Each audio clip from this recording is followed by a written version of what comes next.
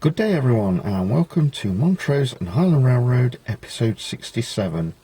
I'm just about to set off to the NMRA British Region convention in Derby to meet up with a couple of friends, Dennis and Bob the Bear.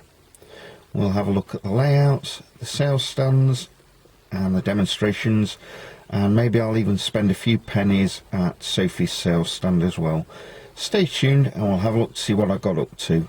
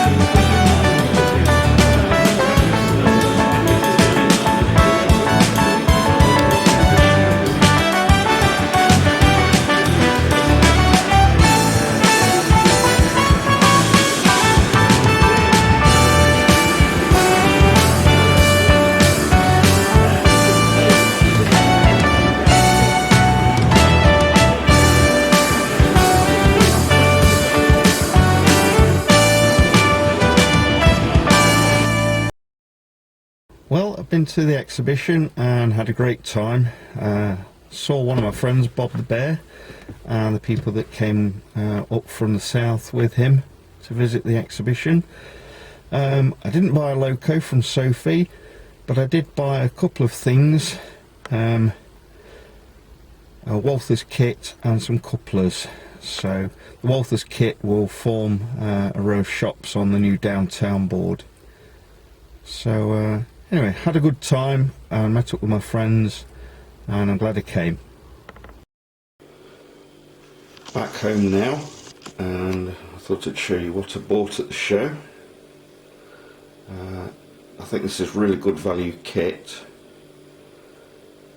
I'm looking forward to building this. I looked at some of the videos that other people have made on YouTube, and they don't seem very impressed with it, some of them, but I like it.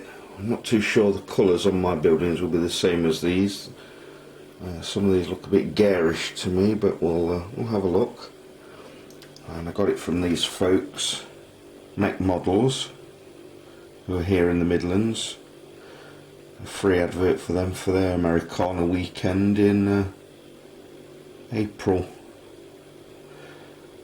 And also some Microtrains couplers. I use the 1015s for quite a lot of my locos, especially Katos. We probably all know the problems we have with Kato locos coupling up to box cars. So that's all she bought. And now back to your regular scheduled programme. And now for something completely different. Today's top tip is for a chap who got in touch with me called Jeff from Portsmouth in England, in Hampshire, and he's asked me how he should do his lights on his layout. Well, Jeff, there's quite a few ways of doing these things, but this is how I did mine. So you take the bulb, which are available from many places. I get mine from eBay, and you can perhaps see that one of the legs on the left is longer than the one on the right. So I call the one on the left, the long leg, the positive, and the shorter leg on the right, the negative. Now you need to solder the resistor to the positive, and I've put that little bit of orange wire in there to show that you can put the resistor anywhere you like along that wire. You can even cut down the legs of the resistor, and you can even solder the resistor directly to the long leg of the bulb. The white wire, the negative, you don't need a resistor on that. So once you've got the resistor wired in, attach another piece of your positive wire to the other side of the resistor. Then you can place the bulb anywhere you like on the layout, either in buildings or in yards, in lamps or lamp posts or whatever you like. Okay, place it inside your building perhaps, and drill a hole in your baseboard. Feed the wires through the baseboard, and we'll take a look at the other side of the board in a moment.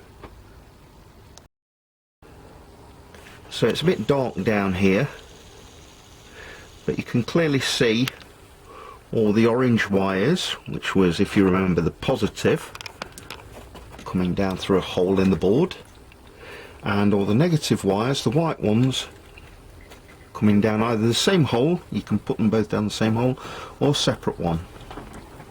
And if you follow the orange wire, it goes to this brown lighting bus here,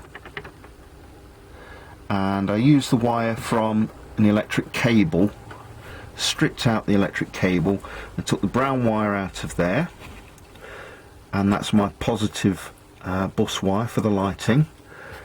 And the white wires, the negative, goes all the way along here to the blue wire out of a cable. Blue wire soldered in place on there. And what this bus wire does is you take all the bulbs, if you like, all the lights, so all these orange wires, all these white wires, as long as you don't mix them together, you can have them all running onto the same bus wire. Then that bus wire, you take the brown positive and put that on one of the knobs on the back of your controller. I've changed it at some point for black and white here. Don't quite know why I did that, but there we go. And the blue negative bus wire goes down to the other knob on the back of the controller.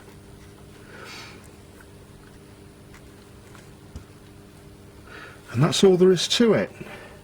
As long as you've got those bus wires in underneath your layout, you can run as many wires to as many bulbs as you like. I hope that makes sense to you, and thanks for your question, Jeff.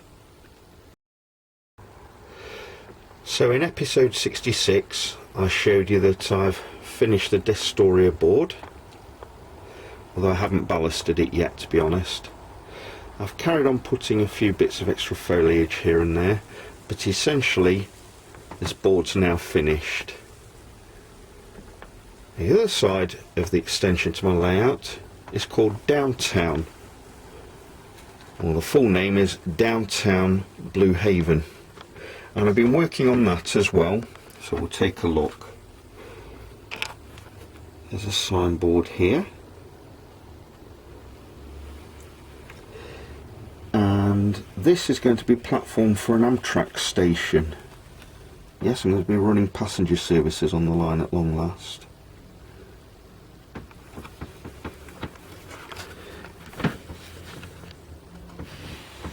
Can get this in focus. This is the Rumours Sports Bar, an old warehouse. I made this using spare parts out of Walther's kits, and although it doesn't show it very well, oh, you can actually see it now. The sign here is flashing. I drilled a hole in the back of the building, and I took a flasher unit which I had from a messed up installation of the grade crossing at Destoria, and I've used the flasher unit to have that lamp flashing.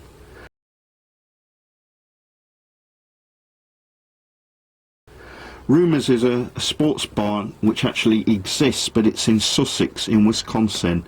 When I was there a couple of years ago, I had the pleasure of meeting Jim Hediger, the former senior editor at Model Railroad, and he invited me back to his home to see his layout shortly before it was demolished.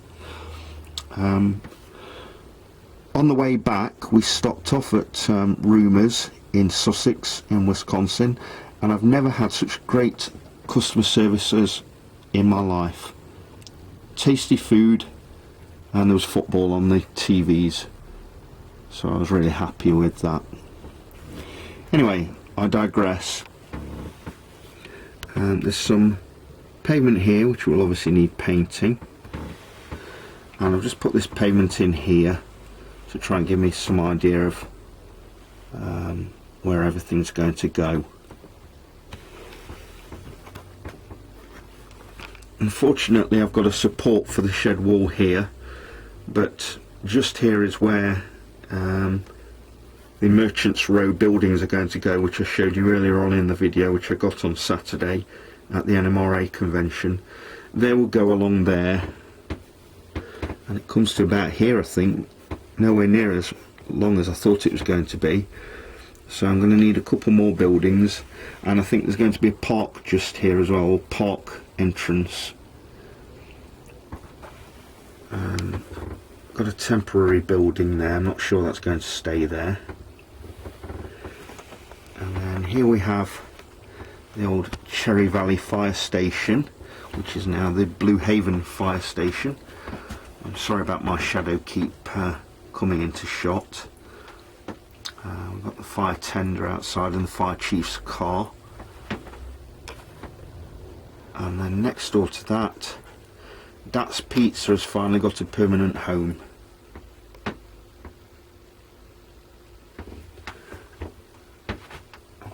scenery done at the back as well.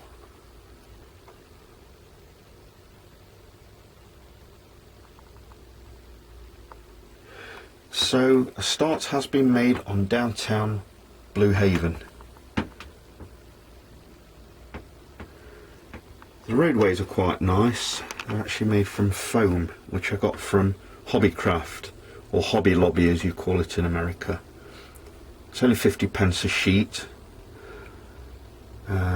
It feels nice. It's easily painted. You can scratch it and make marks in the road if you want to. It stains easily. I don't think I'd use anything else now. And then there's some grass mat down there. Obviously everybody knows what grass mat is. And then the view divider, I'm going to have to come up with some more photographic backdrop for that, I think.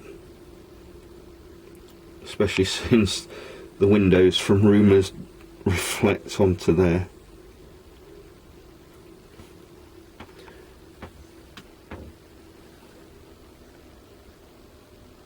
So that's downtown for now.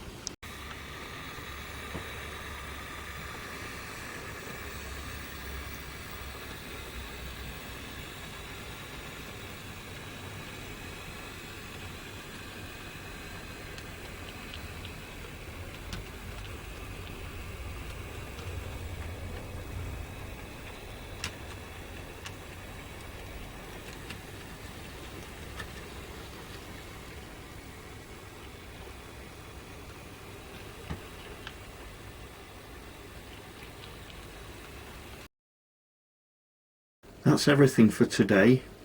I'm hoping I don't need to sell any more of my locos now. It's very demoralising and very depressing to have to sell your collection. Hopefully things are calming down now. Anyway, we're into modelling season, so as I said last time, get to your layouts and go and start running trains. Like or dislike this video and consider subscribing to my channel, and tell your friends. Okay guys, I'll see you next time. Thanks for watching.